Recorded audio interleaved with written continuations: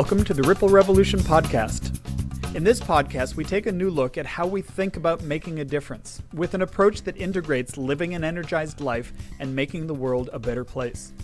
My guest today is Byron Katie. As Katie sees it, she has one job: to stop suffering. To do that, she has developed a process called The Work, which she has taught to millions of people over the last 20 years. Her 6 books include the best-selling Loving What Is, I Need Your Love, Is That True? And 1,000 Names for Joy.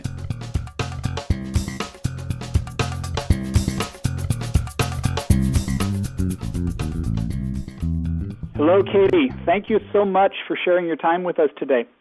I know so many people who've just been profoundly impacted by your work, so it's such a delight to have you here sharing some of those insights with the Ripple Revolution podcast listeners. Before I start in with some questions, I want to put into context why it is that I'm so excited to talk with you. Put it into context of the Ripple Revolution concept. So at the heart of the Ripple Revolution concept is this simple, universally applicable truth. And that is that you are at the starting point for any difference you make in the world. And that means any personal development work we do, whether that's finding peace, whether that's increasing energy, whatever it is, has a direct impact on our potential to make a difference, because it's all this integrated system. So the work that you do has a direct impact, not just on people feeling more peace, people feeling better about their lives, but really ultimately on their potential to make the world a better place. So let's start off talking a little bit about this pesky little thing called reality, and more specifically kind of how people seem to relate to it, because people have this wonky relationship so frequently to reality. So how do you see most people relating to reality, and how does that get in their way? Well, we all, according to what we believe in the moment, we see an object. Let's call that object reality, not ultimate reality, but let's say the object. Let's say it's a tree, or even a piece of furniture. It doesn't, or a person. It doesn't matter what the object is. Each of us sees that object differently. So we're each experiencing a different reality. In other words, if I see, let's say someone walks into the room and you and I are there, and you superimpose everything you believe in that moment upon that person, in your quiet, in your mind, you're not speaking, but you, and that gives you an impression of who and what that person is. And then sure. I, on the other hand, have my own. So there are 2 different realities. And then when we consider what that man is, what he thinks of himself, holding his own identities, then we have 3 realities, all on the same object. So reality is for each of us whatever we're believing in the moment that object to be, or that situation, and of course our world. So reality, as you said earlier, it begins with us, each of us individually. So if we don't like the way we see that object, if we don't love everything we think about that object, then we have created, not intentionally, but just out of what we believe, which is an unquestioned mind, because our minds would radically shift if we questioned what we believed. But in the meantime, we're believing our thoughts about that person. That becomes our world. And if we don't love, really, and in your own words, looking at your site, if we're not excited about that object, that person, that situation, that world, then we need to look to our own minds, because what we're creating is a negative if we are believing our negative thoughts. Now, we cannot not believe our thoughts. We either believe them or we question them. There is no other choice. There is no other choice other than maybe an occasional epiphany that shows us differently. But let's say you come up against my belief system, just as a believer. We're 2 believers. You come up against something I say, and I begin to defend it. Whether you're right or wrong, I begin to defend it. We defend our belief system. So rather than be open-minded, I stick with my reality, you stick with your reality, so we can never find common cause until my mind opens or yours does. And as you know, we can disagree and be compatible without negativity. But defense is the first act of war, and that's what we do as believers. If anyone contradicts, we often, defend and then we justify, and that is immediate separation. I'm talking a lot here, Kurt, but this is fabulous. I'm just sitting back and soaking it up. So this is perfect. And so what I'm hearing there is there are a couple of different things. One is our own experience of things and the impact that our own experience, the way that we see things, the reality that we perceive has on our own experience of things. What we believe onto that object. Correct, right. Is what that object is to us. Right. And then the other is really what effect that has out in the world. So it's not just how am I experiencing the world, it's really how is that then impacting the world, and that can be positive or negative. Yes, exactly. So the impact then, looking at this of the idea of how do I see reality, has the impact, if we want to talk about creating ripples and creating a positive impact in the world, really has the potential, being more aware of how is it that I perceive my reality and what is it that I believe and what is it that I'm projecting onto things, has the impact to not just make your own life more enjoyable and more rich, but also to have this immensely positive impact out there in the world. Yes, or less enjoyable and less what we want out in the world, depending on what we're believing onto that situation in the moment. Right, exactly. So related to this, one of the things that you talk about is how we see the world through the stories, and that's really another way of talking about what you're just saying. Could you talk a little bit more about the potential that recognizing that has to change the way that we experience the world and the way that we show up in the world? Yes, feelings and emotions will immediately alert us to how we're seeing and perceiving and thinking. So if we're having emotions that we don't like, and whatever that is for us, let's say any kind of a kind of anxiety on a scale from 1 to 10, let's say, any amount of anxiety, then to immediately consider what we are believing about that given situation of the moment.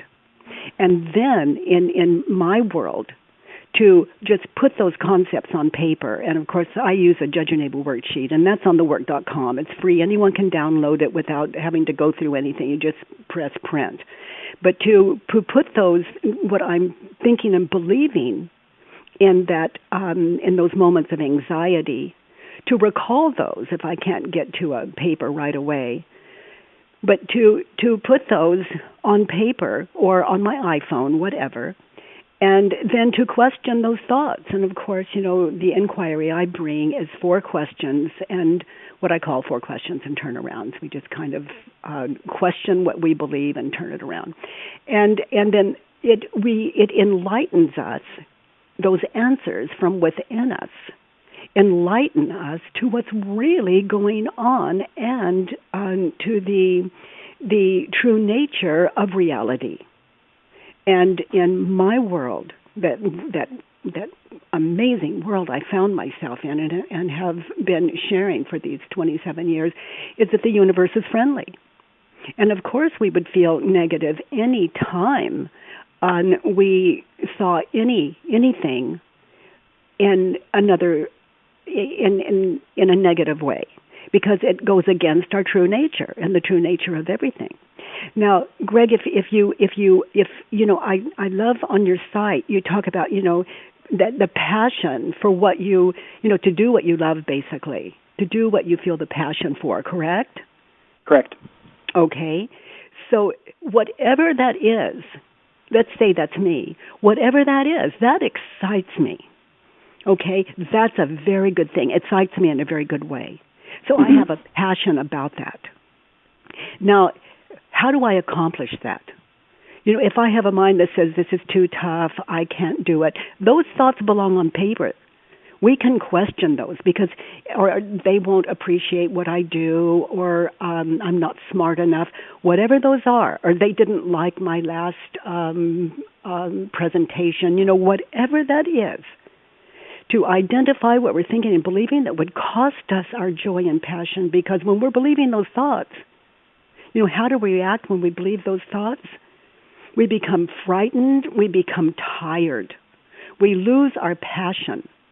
Energy drops. Depression can even step in. And then we say, well, you know, that's just ridiculousness. I'm just going to keep on going. But we have overlooked what could cost us our passion. If we don't identify those thoughts and write them down, they could override us. And so for me, I'm interested in peace, as you know. And there's nothing more exciting than peace. It is so underrated. It is not like, it's not what some people might believe it to be. It is entirely exciting. So much energy is in that space. And, you know, we're left with kind of a state of gratitude and how can I serve? How can I help?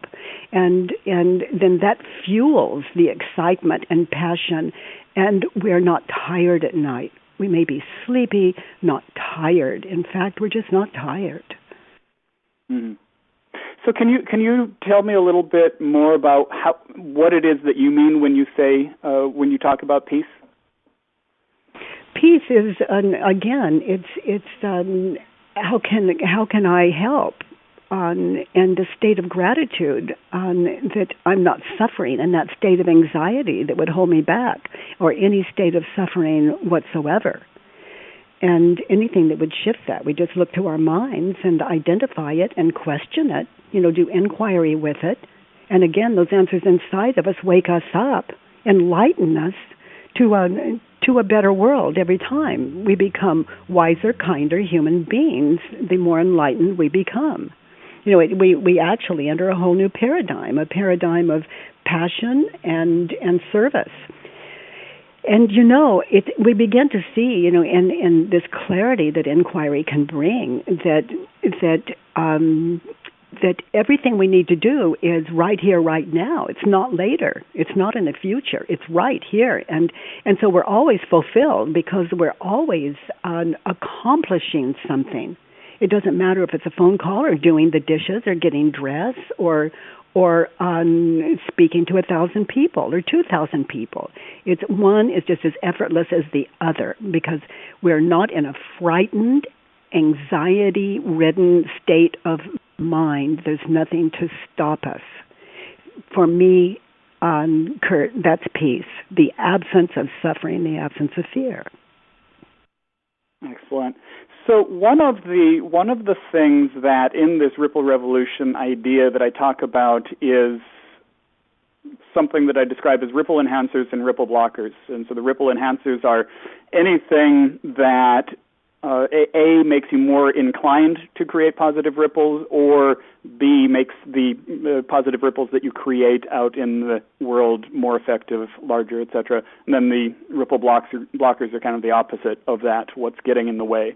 And so it strikes me that as we're talking about this, one of the things that this is really doing is about shifting you out of that ripple blocking phase, which is the fear and all of that you're talking about, into a ripple enhancement phase, which is because peace that you're talking about. Yes, and the ripple enhancement is, you know, that's natural to all of us. That's where our passion lies. But the one that blocks, you know, let's do something about it. And of course, that's my job in the world to somehow invite people to what is simple, and then leave. You know, each time we're left as wiser, kinder, out of that piece. Oh, excellent. And what struck me there that you just said is finding that, and I paraphrase, but finding that place that's simple. And there's so many layers of story and whatever it is that we so frequently put onto things that it becomes very complex. Yes, and to keep it really simple, it's just to work with the negative ways of seeing, to identify those thoughts and to question that. And again, that Judge Your Neighbor worksheet, it collects a whole story, like a whole segment in just a few words. It keeps it very simple what we are believing that would cost us our passion. Right. Could you, for the sake of the listeners that aren't familiar with the steps in the work, could you just take us through what that looks like? Mm-hmm. For example, maybe we'll work with a thought on I can't do it. Okay, so I can't do it. Is it true? And I'm going to put this the other way, Kurt, for your listeners. So find a situation where you had the thought, I can't do it. Mm-hmm. Okay, the first question, you can't do it. Is it true? The second question, you can't do it. Can you really know that it's true that you can't do it? And with all four of these questions, of course, Kurt, we contemplate those questions and we stop using what we've been taught in the world and we just listen to something that knows, because we're tapping in and allowing the wisdom inside of us to meet those questions. So we get really still. The work is about mindfulness. It's really meditation as we listen to wisdom. The third question. Notice how you react when you think the thought that you can't do it. Notice what happens when you think that thought. Notice the emotions that happen, and notice, is there any depression? And if you have any addictions, do they come into play in that moment? Notice how you react, what happens when you think that thought. You can't do it. Notice how you treat yourself and other people when you think that thought. So those are the three questions. Is it true? Can you really know that it's true? How do you react when you think the thought? And then the fourth question, who or what would you be without the thought? You can't do it. Who would you be in that, just in that moment, in that situation, without the thought, I can't do it? And then to witness that from outside of yourself and just notice. Just notice. And then I invite you to turn it around. The work is 4 questions and turn around. So I can't do it, turned around. I can do it. Now find an example in that situation, an example where you can do it. Mm-hmm. And then another. And then another. I can do it. There's so many, if I'm sitting here believing I can't do it, turned around, I can do it. Okay, an example. Okay, I could stand up. It still doesn't mean I can't do it, but I could stand up. I'm getting closer to it. Okay, I just dialed the number. Okay, I can do that. Okay, I can do it. And I've already seen I can't do it. Can I really know that that's true? No, I haven't tried. So you see how the work carries you all the way through. It even gives you, that internal even gives you directions on how to do it. Now, as you just enlighten yourself in this process with just one simple concept, it can change your entire life, or you could never believe that concept again. But when you're doing the work, in other words, this inquiry, what happens is it propels you into life. It propels you into success. It propels you into this energy, this energy and peace that we've been discussing here in our time together. And happiness is our birthright, and only what we're thinking and believing costs us that birthright. But once we question it, everything changes. So I can't do it. Turned around, I can do it. Okay, so let's test it. And for all of you that have been afraid to accomplish that thing that you have passion for, continue to find those examples and then just to do one step at a time. The worst thing that could happen is that you failed, which puts you in the position you're in right now anyway, so you have nothing to lose. But what an exciting life to just take one step at a time as these examples of your turnaround show you the way. And anything that you fear along the way, again, this Judge Your Neighbor worksheet on thework.com, or just to write the, also, Kurt, I have, there are apps on, for all of all the devices that really support people.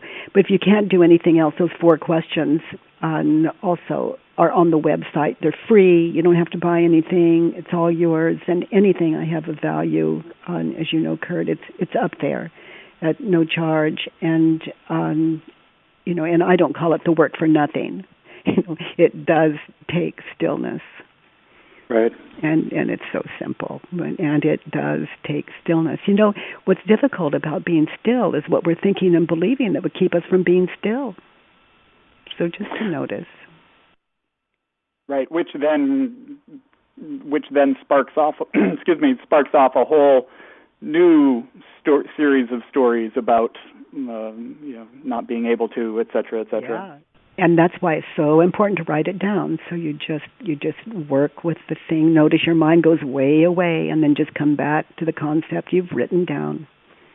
And just stay with it and be patient, and eventually it becomes so simple. And it's really, it's always a simple process, but for those of us with very, very busy minds, we just, I don't have time for this. And so I would question that, because, the ego, the way that it works, if I believe the thought I don't have time for this, the ego gets to, it rules.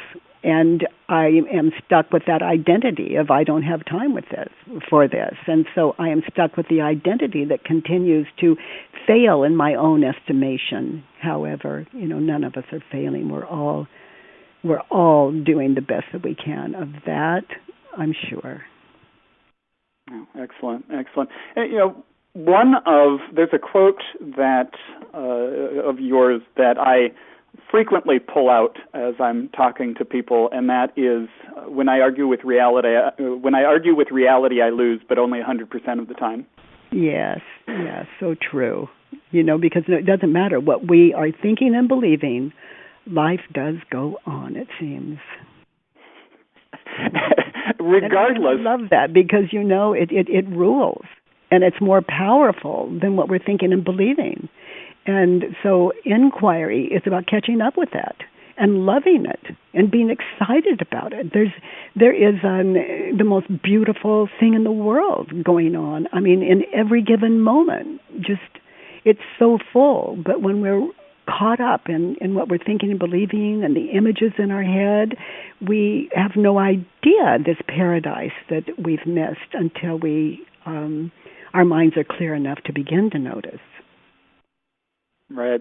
And what is so powerful to me about all of this is in working with people. So for the last dozen years, I've been working with people and helping them figure out what lights me up, what difference do I feel called to make, and how do I really create a life based on all of that, a career and a life based on that.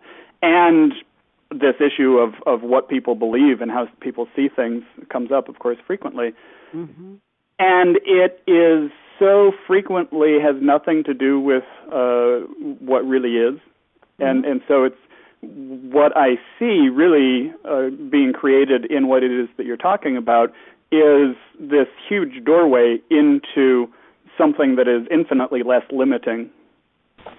Yes, certainly true. It's excellent. Certainly true. One of the things that it's all wonderful, effective, inspiring ideas. My guess is that people have no end of creative ways to get in the way of the process and to resist the process. Do you have any thoughts on, just from what you've seen, what are the danger zones, and how do people get in their own way, and how can they be aware of that and counter that? Well, on emotions, again, on those, that's the first little temple bell that goes off inside of us. And when we're dealing with those emotions, we try to override them. We try to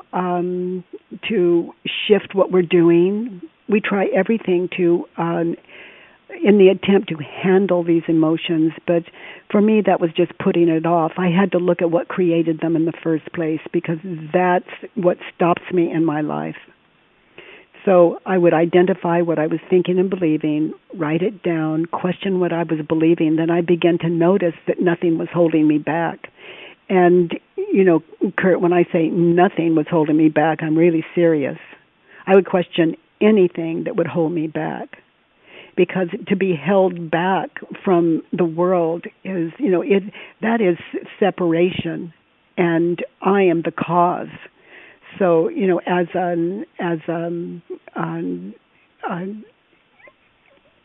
just as a humane being, I've got to take care of that. And as you say yourself, that has to be taken care of from the inside, so that we can operate out of that and have these productive, happy lives, successful lives.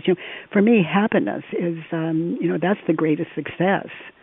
And, under all circumstances, it doesn't matter if we're rich or poor, or if we have a healthy body or an unhealthy body.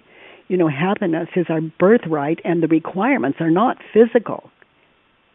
It's internal, and in my simple language, what we're thinking and believing. The effect of that is a happy life or an unhappy life, or a frustrated life and a life that is lived, just effortlessly. Right. Yeah, and it's amazing to me, and I've experienced it personally any number of times, and experienced not having it happen.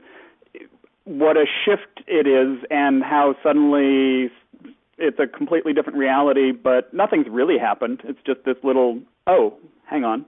Yeah, it happened There's this inside. different way. Right, exactly. You saw something else. Exactly. You saw something else, and the whole thing changes. Exactly. So I have a million questions that I want to ask, but in keeping with the format here, I'm going to wind down towards the end. The last thing that I want to ask you, and you started talking about this a little bit earlier on, is with the work that you do and the work that you're doing in the world. What do you love about that, and what inspires you about doing this and the impact that you're making, etc.? The end of suffering excites me, and I think what excites me most is to see, to be with people that have believed something all their life, and then to watch it just pop in just minutes, sometimes seconds. That's exciting, just to see that our suffering comes from what we're thinking and believing, and witness that over and over and over again.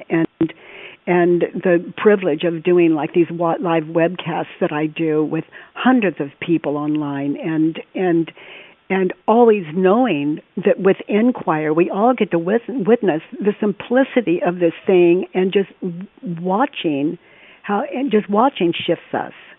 And also, on my greatest passion, I think, is the 9-day school for the work, where I get to sit with people for 9 days in this internal process that is so it's so exciting, and to watch them